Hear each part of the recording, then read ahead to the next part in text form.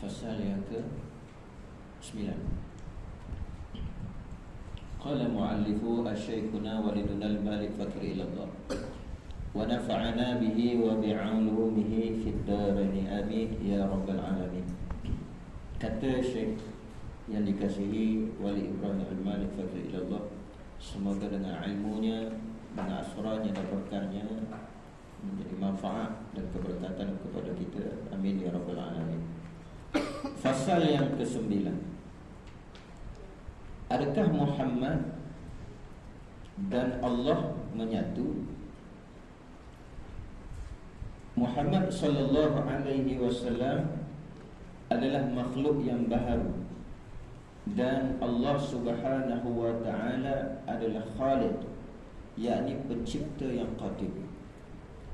Maka tiada penyatuan antara Muhammad sallallahu alaihi wasallam dan Allah subhanahu wa ta'ala secara zat, tetapi menyatu dalam cintanya. Sesiapa yang mencintai Muhammad sallallahu alaihi wasallam adalah mencintai Allah subhanahu wa ta'ala. Sesiapa yang membenci Muhammad sallallahu alaihi wasallam adalah membenci Allah subhanahu wa ta'ala. Dan sesiapa yang memusuhi Muhammad sallallahu alaihi wasallam adalah bermusuh dengan Allah subhanahu wa ta'ala. Firman Allah subhanahu wa ta'ala, "Man yuti'ir rasul faqad ata'a Allah." Sesiapa yang taat kepada Rasulullah, maka sesungguhnya dia telah taat kepada Allah subhanahu wa ta'ala, seperti mana dalam surah An-Nisa ayat 80.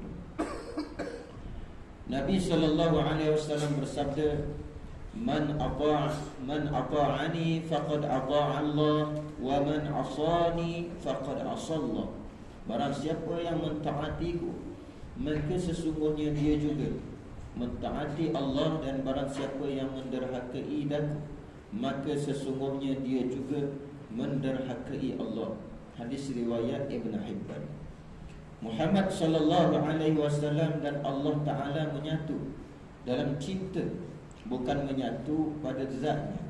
Berkata Syekh Daud Al-Fatani rahimahullahu ta'ala, yang wafat pada 1263 Hijrah, di dalam kitabnya Manhal As-Safi, maka adalah pertama-tama dijadikan Allah Ta'ala nur Nabi kita Muhammad sallallahu alaihi wasallam daripada nurnya, yakni dijadikan nur Muhammad itu dengan Tuhannya, bukan ia setengah daripada nur Allah.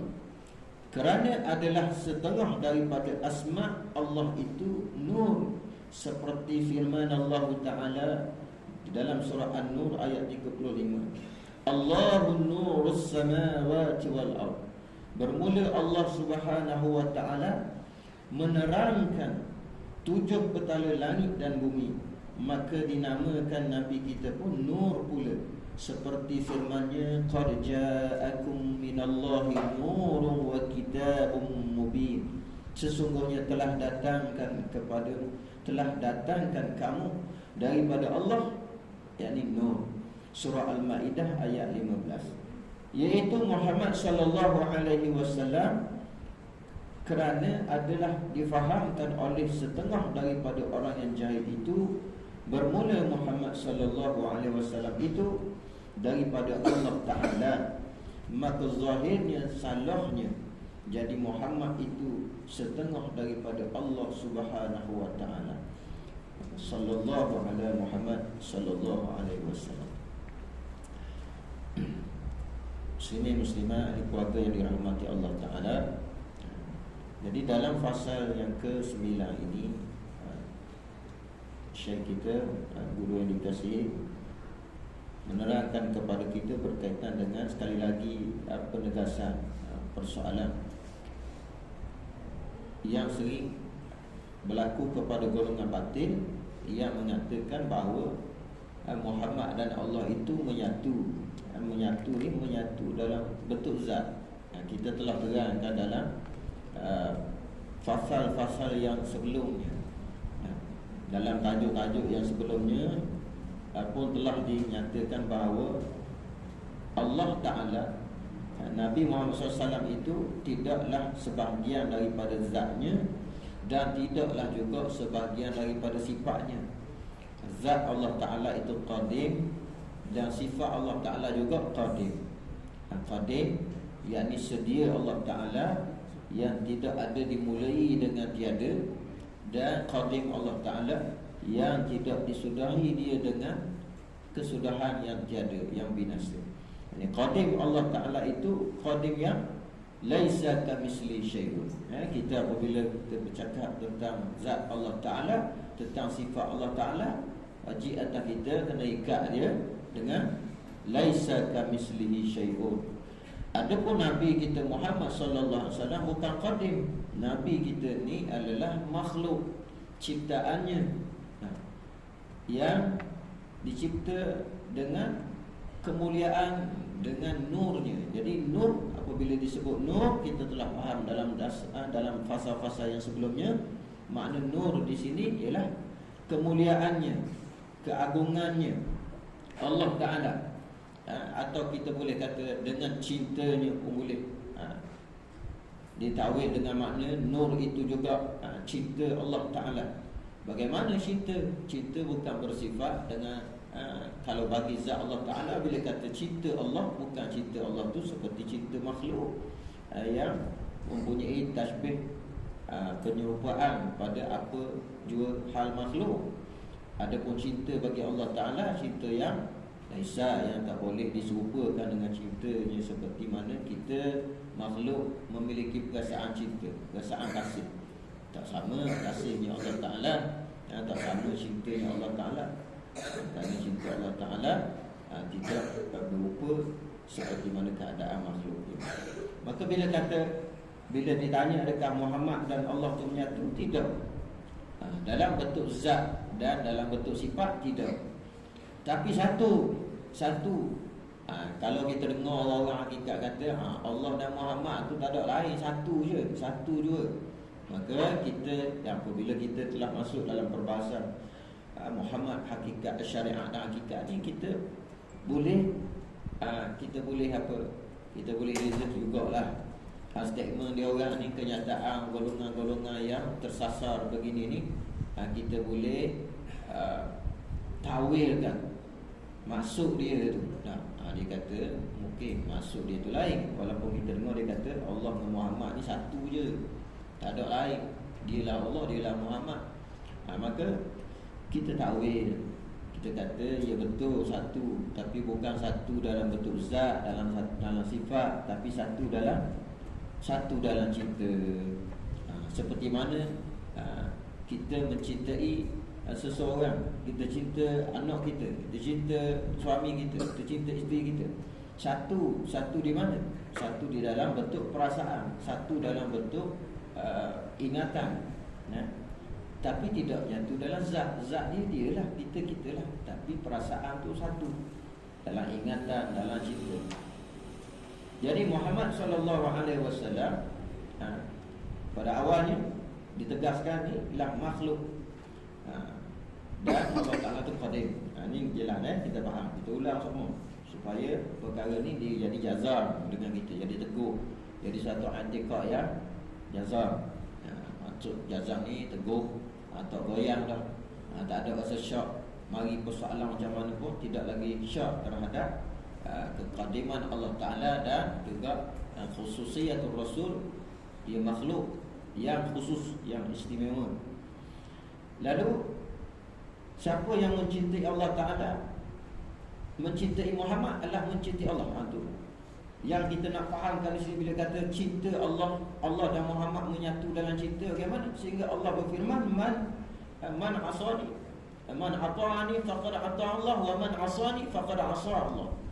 Barang siapa yang mentaatiku, maka dia juga mentaati Allah.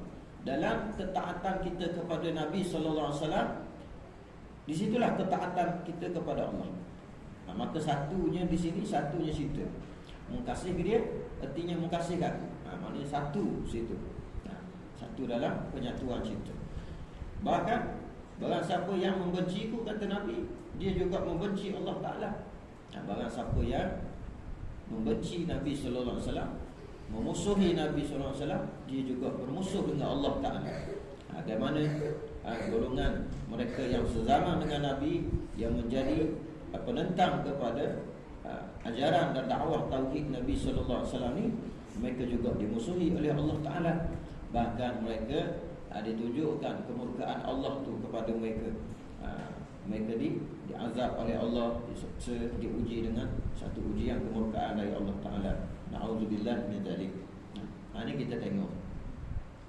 Maka sebab itulah, untuk mendapatkan cinta Allah Subhanahu Wa Ta'ala, sebab tu matlamat hidup kita ni ialah cinta Allah. Sebab tu kita sentiasa doa, Ilahi anta maksudi wa ridhaka matlubi. Ya Allah, ya Tuhanku, Engkaulah yang menjadi tujuan, Engkaulah yang menjadi matlamat hidup, Engkaulah yang menjadi kecintaanku. Maka begitu sering kita memperingatkan diri kita, wa ridhaka matlubi, dan redamu yang ku nak ya Allah, redamu yang ku tuntut, redamu yang ku cari. Kita nak Allah reda kita dalam setiap nafas kita, dalam setiap keadaan kita, dalam ketaatan kita, dalam kelalaian kita juga. Allah reda. Reda yang bagaimana?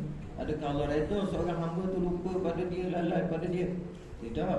Reda yang dimaksud di sini ialah Allah Ta'ala mengampunkan kita. Reda Allah dalam perkara yang bersifat lalai, maksiat, atau bersifat dengan kesalahan, dosa kepada kita buat ni, ialah Allah mengampuni kita, Allah memaafkan kita.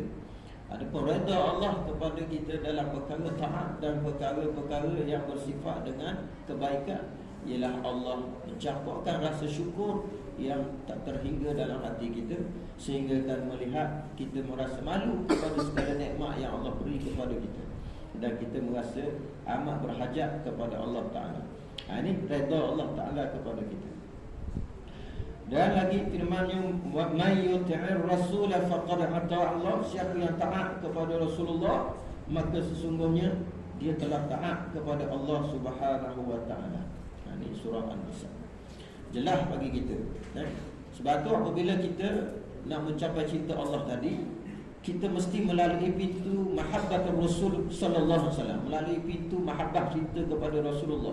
Sebab tu orang yang banyak cinta kepada Rasulullah, lalu dia akan rohani dia akan tembus kepada cinta Allah Subhanahu Wa Taala. Apa yang disuruh oleh Nabi maka dia laksanakan, apa yang ditegur oleh Nabi maka dia tinggalkan. Maka begitu juga perintah Allah Ta'ala, iaitu apa yang disuruh oleh Nabi tidaklah melainkan apa yang telah disuruh dan diperintah oleh Allah Ta'ala, dan tidaklah dilarang oleh Nabi melainkan apa yang dilarang, ditegur oleh Allah Ta'ala. Nabi SAW bersabda, man ata'ati faqad ata'a Allah, wa man asani faqad asa Allah. Barang siapa taat kepadaku, maka semuanya dia juga taat kepada Allah. Barang siapa yang mendahului daku, maka sungguhnya dia juga mendahului Allah. Muhammad SAW dan Allah Ta'ala menyatu dalam cinta, bukan menyatu pada zatnya. Dan di sini dipetik daripada kitab Manhaj As-Safi, bahawa kata ulama kita seorang waliullah, Syekh Daud Al-Fatani, dalam kitab dia disebut, maka pertama-tama dijadikan Allah Ta'ala nur Nabi kita Muhammad SAW daripada nurnya.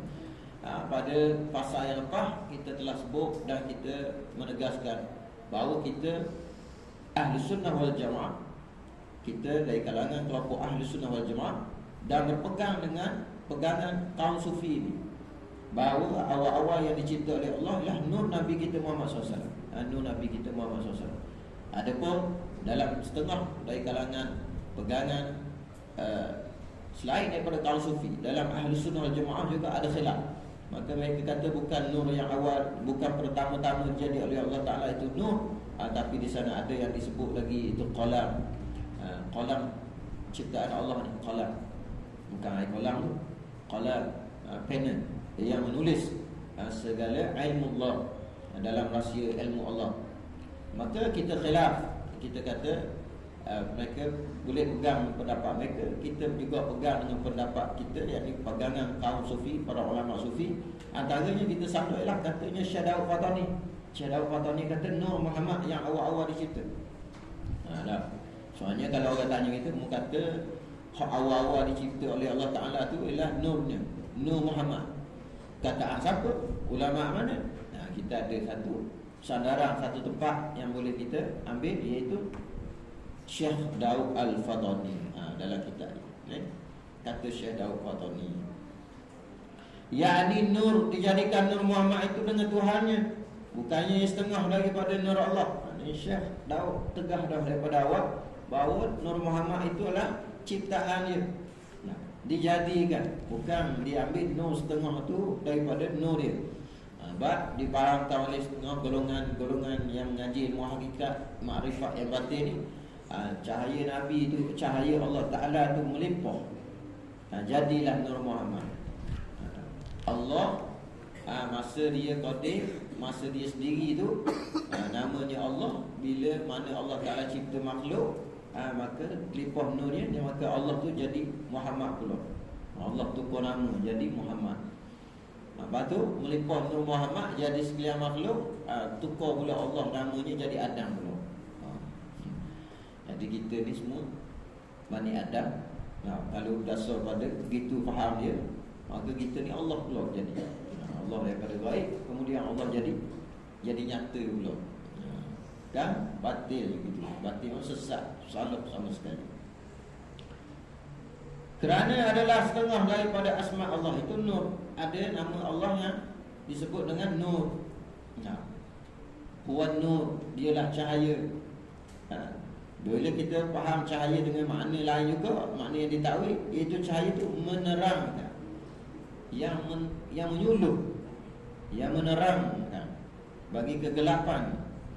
Allah waliyul ladzina amanu yukhrijuhum minaz zulumat ilan nur. Allah yang menjadi cahaya penerang, pembimbing, wali kepada orang-orang mukmin, yang mengeluarkan mereka daripada gelap kepada cahaya.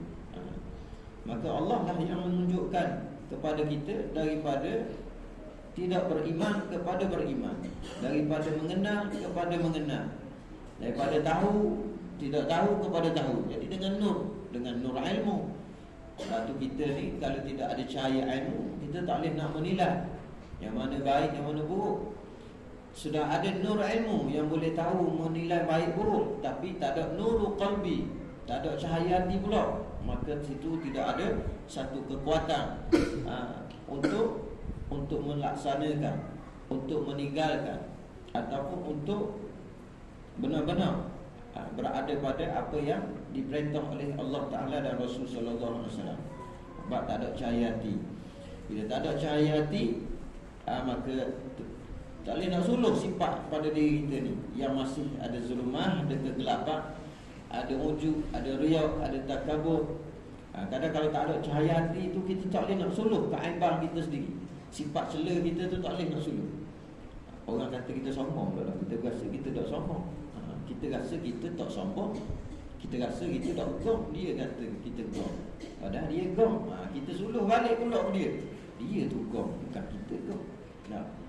Padahal sebenarnya kerana tidak ada cahaya hati dia, kita tak nak suluh aib kita sendiri. Ini itu boleh ditakwilkan dengan faham kita tentang nur ini. Maka nur Nabi kita sallallahu alaihi wasallam juga disebut dengan ayat Quran. Allah nisbahkan nur itu cahaya Nabi kita. Ja'akum minallahi nur wa kitabun mubin. Semua telah datang kamu daripada Allah, jadi nur dan cahaya yang menerangkan. Jadi Nabi kita Muhammad SAW lah yang menjadi cahaya bagi umat manusia. Kalau tak ada Nabi, nisbah secara umum, mana semua Nabi dan Rasul ni ibarat cahaya. Ibarat cahaya. Kalau Nabi itu cahaya di dalam gelap, maka setiap manusia ni ibarat kekatu yang datang kepada cahaya. Jadi kita kalau tak ada Nabi, tak ada cahaya Nabi, apakah tak kenal Tuhan lah kita, apakah tak ada iman lah kita, na'udzubillah. Sebab kerana ada cahaya Nabi lah, maka hari ini kita beriman kepada Allah. Kerana ada cahaya Nabi lah, hari ini kita melaksanakan ketaatan Allah. Kerana ada cahaya Nabi lah pada diri kita ini, ialah kita meninggalkan segala larangan Allah. Jadi sedar-sedar dengan kita ni ada nur Muhammad, ada cahaya Nabi sallallahu alaihi wasallam. Ini aku kita sedari. Biar kita duduk angkat dalam sedar semua. Pada diriku ini ada Nur Muhammad. Walaupun suka nak mengertikan macam mana Nur Muhammad ni. Dia cerita banyak, duk ikut kuliah 2 kali dah cerita Nur ni. Tapi tak nak apa lagi, kerana mari lagi dalam bentuk waham akal kita ni. Nur masih dengan berupa, berbentuk, bersifat. Tu yang nak kita faham, yang nak kita nampak, seperti mana nampak suatu benda yang fizikal dan nyata. Salah kita nak lihat nur dalam pada diri kita seperti cahaya yang kita nampak ni. Tapi nur yang ada dengan kita, Nur Muhammad ni, yang paling besar dan utama sekali, Nurul Iman, cahaya iman yang ada dengan kita ni. Ini harus kita faham. Kalau kita kata pada diri kita ni ada Nur Muhammad yang perlu kita pelihara dia, yang perlu kita jaga cahaya ini, ialah cahaya iman kita. Dan cahaya kita dapat mencintai Nabi SAW, cahaya kita dapat kecak rindu kepada Nabi SAW. Itu semua Nur Muhammad SAW. Dan apabila bagaimana kita nak menerangkan lagi Nur Muhammad dalam jiwa kita ni, cahaya iman yang kita fahami satu takwilan itu, ataupun Nur Muhammad juga yang bersifat dengan apa dia dalam hidup kita ni, iaitu rasa dan pandangan kita dengan Allah, dapat perasaan dengan Allah. Itu Nur Muhammad. Macam mana nak menyuburkan lagi dia? Maka suburkanlah, siramkanlah dia dengan selawat ke atas baginda Nabi sallallahu alaihi wasallam. Sebab tu kita selawat sallallahu alaihi Muhammad sallallahu alaihi ni, supaya cahaya yang ada, Nur Muhammad yang ada pada diri kita ni semakin terang, semakin terang, semakin terang, semakin terang. Tu. Bila dengan cahaya Nur Muhammad yang semakin terang, semakin terang, dapatlah kita menyuluh kebesaran Tuhan, kebesaran Allah pada diri kita. Bukan menyuluh besar diri kita, bukan kau nampak besar diri kita, tapi kita nak nampak kebesaran Allah tu pada diri kita. Kita nampak kehebatan Allah pada diri kita, bukan kita nampak kehebatan diri kita. Kita nampak ilmu Allah pada diri kita, bukan kita nampak ilmu kita. Ni dengan sebab kita, di antara sebab kita berselawat pada Nabi sallallahu alaihi wasallam. Maka orang yang banyak selawat pada Nabi tadi, cahaya dia menyatu, cahaya Nur Muhammad itu terang pada diri dia, pada rohaninya, maka menyatulah rohani dia dengan rohani Nabi SAW. Menyatu tu menyatu dalam cinta. Bukan menyatu tu cahaya kita pergi sambung dengan cahaya Nabi.